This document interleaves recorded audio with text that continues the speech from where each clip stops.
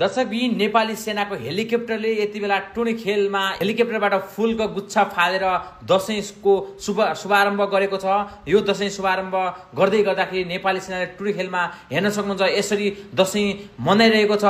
यहाँ सम्माननीय राष्ट्रपति रामचन्द्र पौडेल, उपराष्ट्रपति रामशाही यादवदेखि प्रधानमन्त्री सुशीला कार्कीसम्मको उपस्थितिमा नेपाली सेनाले यसरी दशैंलाई भित्र्याउने प्रचलन विगतदेखि रहेको छ। तपाईलाई हामीले दृश्य टुनी खेलबाट देखाइरहेका छौँ। हेर्न सक्नुहुन्छ नेपाली सेनाले यसरी फूलपाती भित्र्याउने परिचलन पूर्व राजा पृथ्वीनारायण शाहका पालादेखिको हो भनेर अघि यहाँ माइकिङ गरेको पनि हामीले सुनिरहेका छौँ। आज यहाँ नेपाल सरकारका प्रधानमन्त्री मन्त्रीहरूदेखि विशिष्ट व्यक्तित्वहरूको उपस्थितिमा यसरी नेपाली सेनाले दशैं कार्यक्रम गरिरहेको छ।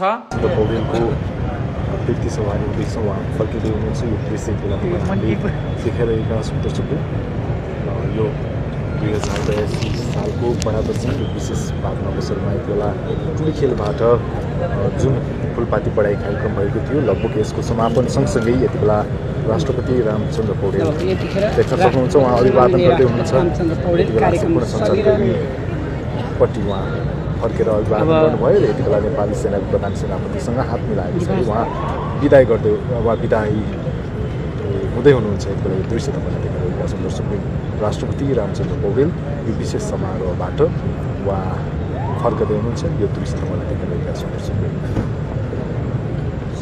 प्रधान सेनापतिले सम्माननीय राष्ट्रपतिको विदाई गर्नुभएको छ। अनि 2082 सालको यो फुलपाती बढाई अनि आज यहीँ आएर समापन।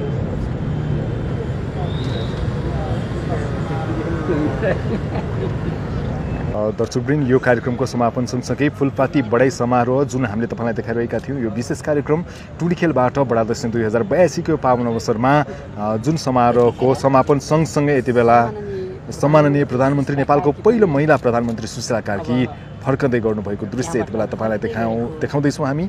पहिलो महिला प्रधानमन्त्री सुशीला कार्की यति बेला सर्वप्रथम प्रधानमन्त्रीको रूपमा पहिलो दशैं र यो फुलपाती बढाई समारोहको यो दृश्य अवलोकन पछाडि उहाँ फिर्ती हुँदै हुनुहुन्छ।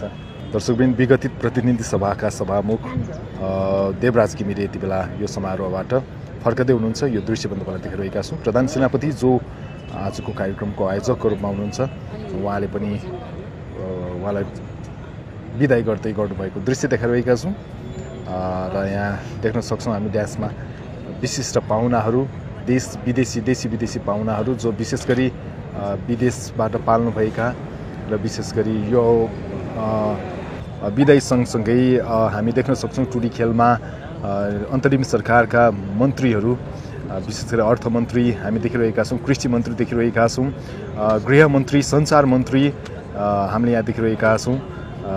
सम्भवतः उहाँहरू पनि यति बेला फर्कदै हुनुहुन्छ। अर्थमन्त्री रामेश्वर खनाल दृश्यमा देखिरहेका छौँ हामी। त्यसै गरी सञ्चार मन्त्री जगदीश खरेल पनि हामी देखिरहेका छौँ। डाक्टर मदन परियार मन्त्रीज्यू उहाँ पनि देखिरहेका छौँ। गृहमन्त्री ओम प्रकाश अर्याल पनि हामी यो दृश्यमा देखिरहेका छौँ। उहाँहरू यो कार्यक्रमको समापन सँगसँगै फर्कदै गर्नुभएको दृश्य हामी देखिरहेका छौँ।